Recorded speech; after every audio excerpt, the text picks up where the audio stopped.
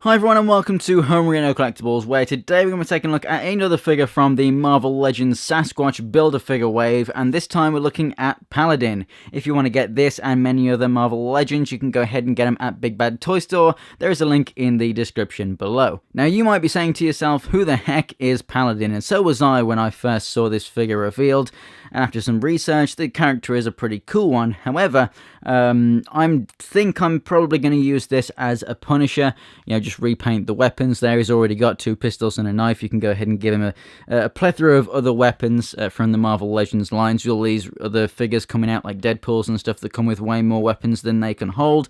And I'll probably repaint that torso there with a Punisher logo, obviously make him black instead of purple, give him one of the Punisher heads, because I've got more Punisher heads than bodies, and then there you go. Alternatively, you could maybe turn this into a Hydra or something, because that head sculpt does look very much like that. So if you want to make a custom, just like that Scourge figure, I think this also is another fantastic one for a custom. Flipping it around to the back, we have the rest of the figures in the wave, which are all fantastic, and I've got a bunch of them which I can compare to previous figures, so if you want to see the best versions of what to get. And then we also have the Build-A-Figure Sasquatch. So anyway, let's go ahead and get this thing out of the packaging and take a closer look. And here we have Paladin out of the packaging, standing just over 6.5 inches tall. This guy really does look fantastic for a character that not many people that don't read Marvel Comics would actually know who it is. But let's start out with the accessories as usual anyway. As you can see, like I mentioned, he does come with 2 pistols. They are gold, albeit, more of a kind of dull gold than a super vibrant in-your-face gold, but that is quite nice. It's subtle. And, well, they just look really good, to be honest. They fit in the hands really well, and this mold has been used for a few other figures as well, so we are used to it by now. But they're good looking guns. Like I say, they fit in the hand well. That's all cool. However, and yes, I do love it when you can actually articulate the figure in such a way that it looks like he's taking a weapon out of a holster. Love that. But the weapon in the holster doesn't really sit in there very well. As you can see, it wobbles around a lot. And it doesn't go any further. It's just not a holster designed for this style weapon. It's designed for a more modern style firearm, so it definitely is not really meant for this thing. But it works, obviously, until you tip it upside down or something, so it's not really a holster that's going to be designed well for play. So that's a bad design choice. They should have either changed the holster or given him more updated firearms, but whatever. They fit in the hands well, so it's not like he can't hold them and store them anyway. So it's a problem, but it's not a problem, so there you go. And for me personally, if I'm going to be using this guy as something else, customizing him, I'll just put a gun in that holster that actually fits in there well.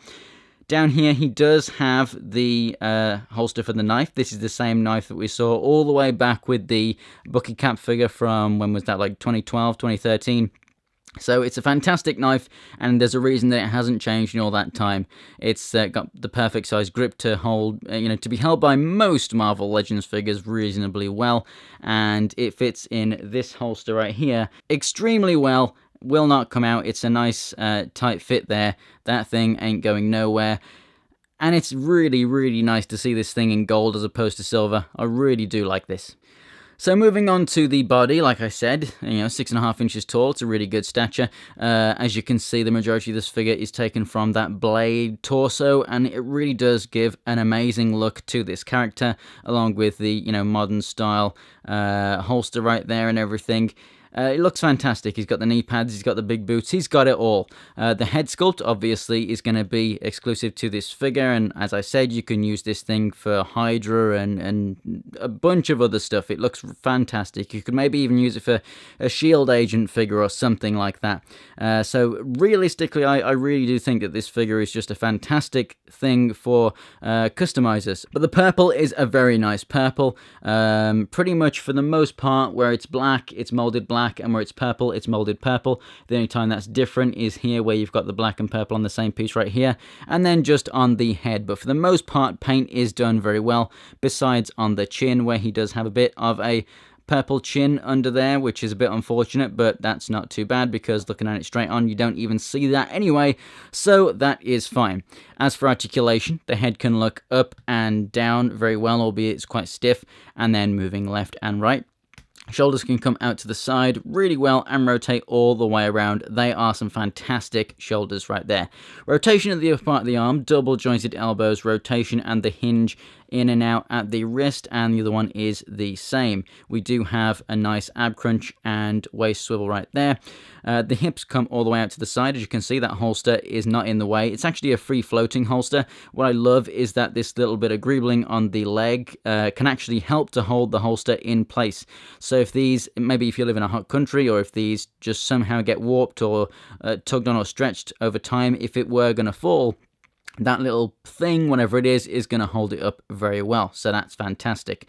You've got the rotation at the upper part of the leg. They do move forward and a little bit back, so that's all good. You've got the double jointed knees. You've got the rotation at the boots. The feet do move up and down, and you get a really nice ankle pivot too. Now, whilst I don't think that this figure is anything that you're going to be screaming and shouting about, I do think that it's a really, really well executed one. And like I said, for a customizer, it's amazing. You get great weapons, a great base body and everything.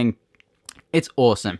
I definitely recommend it if you're in the hunt for either this particular character or a base body. Like I said, for most people, it's probably going to be a pass. But hey, you need it for the Build-A-Figure, and there's nothing wrong with the figure particularly. It's made really well. So I definitely do recommend it if it is what you're looking for. So thanks for watching, guys. If you enjoyed the video, go ahead and give it a like. And if you want to see more from me, there's some videos on the screen right now and links to my social media in the description below. And for more Marvel Legends, as always, subscribe. Thanks for watching, guys, and I will see you next time.